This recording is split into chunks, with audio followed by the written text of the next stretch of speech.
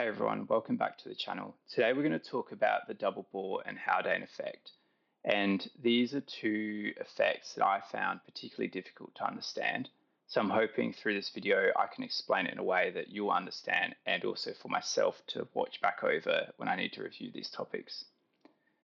So the double Bohr and double Haldane effect are processes that are described at the maternal fetal circulation or the maternal placental interaction between gases, and they help us understand how oxygen transfers across to the fetus and how CO2 transfers from the fetus to the mother. And they explain a complementary mechanism by which this occurs that aids in that transfer. I find that the best way to understand these effects is to only focus on the Bohr effect when we talk about the oxygen hemoglobin dissociation curve, and we'll only focus on the Haldane effect when we talk about the CO2 dissociation curve. So beginning with the Bohr effect and the oxygen hemoglobin dissociation curve, this curve describes the affinity for oxygen and the saturation of hemoglobin at different partial pressures of oxygen. So there's a few numbers here just to remember, but on the y-axis there's SATs, which is saturation of hemoglobin as a percentage. And the numbers here is 10, 50, 90 to 92, and 100.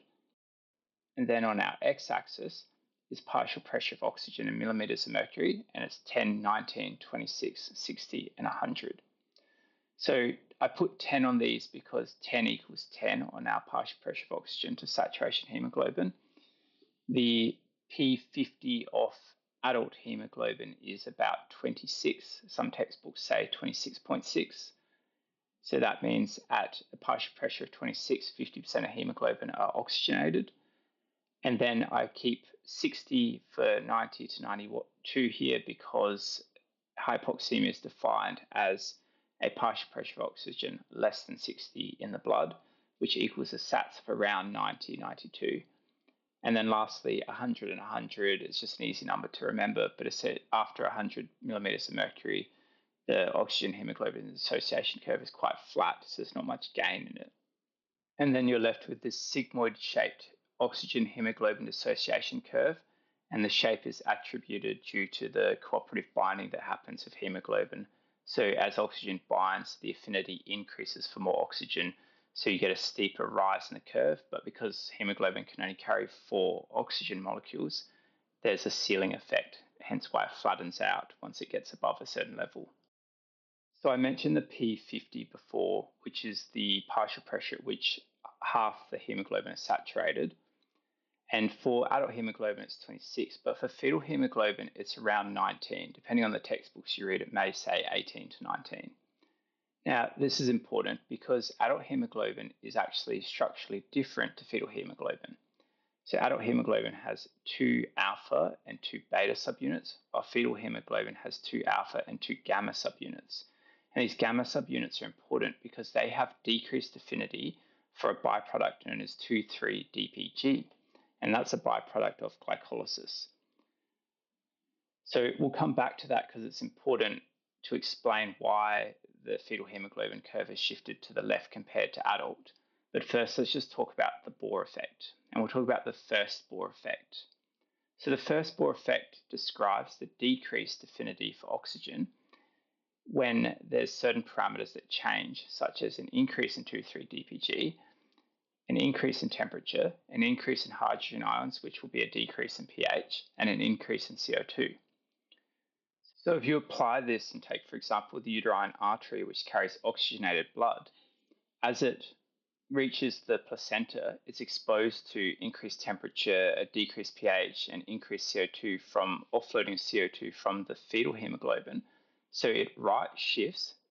So the affinity is lower in the venous blood in the uterine vein, meaning that it will then offload oxygen as it lowers its affinity, because overall the Bohr effect is a decrease in oxygen affinity, leading to an increased offloading of oxygen, which is what happens at the level of the tissues. But this isn't the entire picture, as with the Bohr effect, there's a decrease in oxygen affinity with an increase of offloading of oxygen because of the parameters we talked about before. But if you reverse those parameters, you actually get a left shift. So you see this with the fetal hemoglobin at the placenta. So the second part of the Bohr effect is an increase in affinity, leading to an increased loading of oxygen. And this is in association with a decrease in pCO2. So there's offloading of CO2 from the fetal hemoglobin to the maternal hemoglobin. There's a decrease in hydrogen, leading to an increase in pH. And as we mentioned before, fetal hemoglobin naturally doesn't bind with 2,3-DPG, meaning that the curve is normally shifted to the left compared to adult hemoglobin. So you can see here that our umbilical arterial blood, which is in blue here, which is deoxygenated, shifts to the left with our now oxygenated umbilical vein blood that goes back to the fetus. And this is due to the increased loading of oxygen due to the increased affinity due to the parameters we just talked about before. The overall effect of this is that it widens this gap between the fetal hemoglobin that wants to bind up oxygen and the maternal hemoglobin that loses affinity for oxygen, which makes it more readily able to offload oxygen at the placenta. And this is important because it facilitates and complements oxygen exchange at the level of the placenta, which is not an efficient organ for gas exchange, as it has a surface area of about 15 meters squared compared to the lungs, which is about 50 to 60 meters squared. And it also has a thicker membrane that the gases need to pass through as well.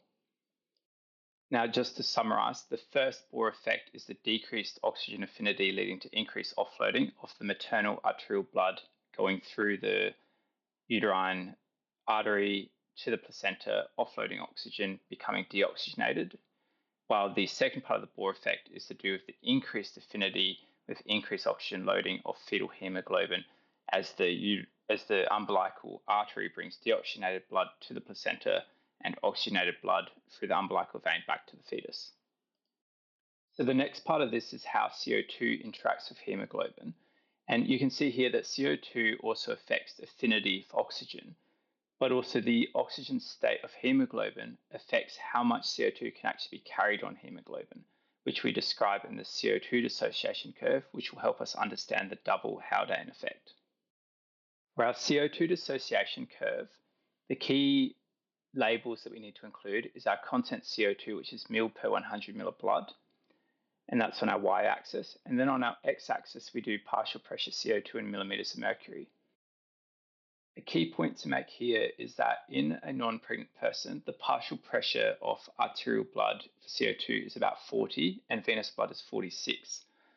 But in a pregnant woman, in a mother, the arterial PCO2 is 32 with a CO2 content of 43 mil per 100 mil, with a venous PCO2 of 40 with a content of about 48 mil per 100 mil. And the reason I point this out here is that the mother has an increased minute ventilation as they expire more CO2 due to the effects of progesterone, which sensitizes them to partial pressure CO2, and also to offload the extra metabolic waste products that are made by the fetus. Because remember, the mother's not only breathing the CO2 off from their own metabolism, but also the fetal metabolism as well. I left the 46 millimeters of mercury here just because that correlates with 52 mil per 100 mil, which is in a non-pregnant person's venous blood. And then for the baby, at 43 millimeters of mercury, the CO2 carriage is about 56 mil per 100 mil, and at 48, it's about 59 mil per 100 mil.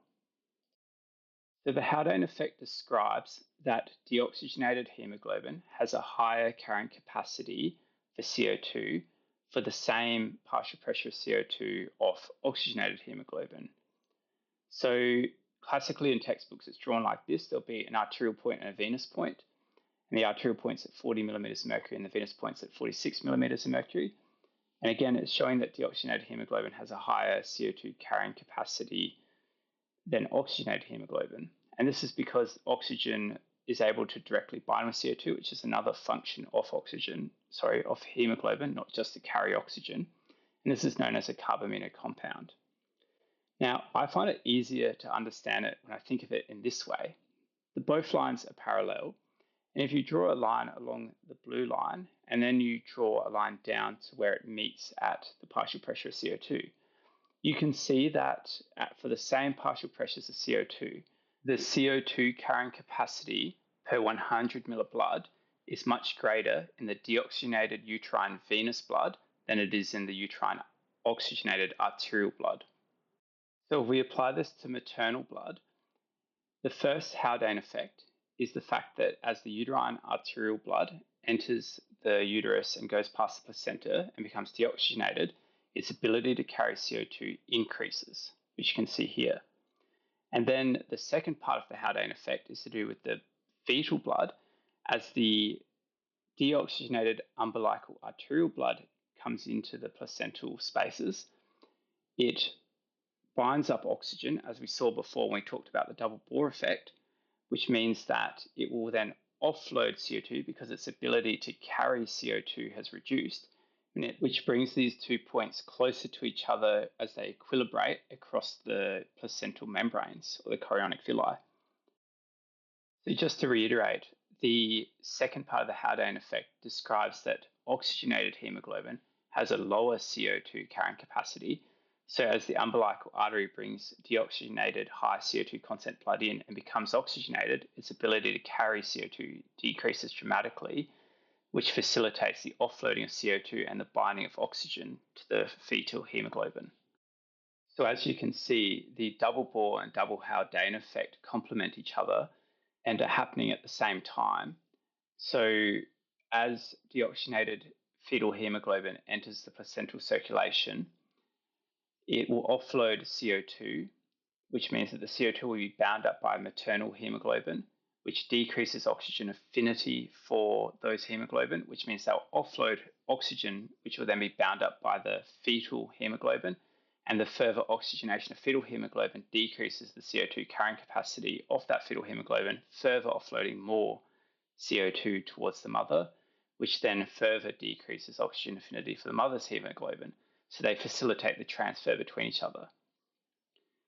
So to summarize, the Bohr effect is to do with the hemoglobin oxygen affinity and how they interact, while the Haldane effect describes the binding or the carriage of CO2 to hemoglobin when hemoglobin is either oxygenated or, in other words, deoxygenated. So that brings us to the end of the video. I hope it's helped you, and if you have any feedback, any comments, please leave it in the comments, and don't forget to subscribe and let me know what you want me to cover next.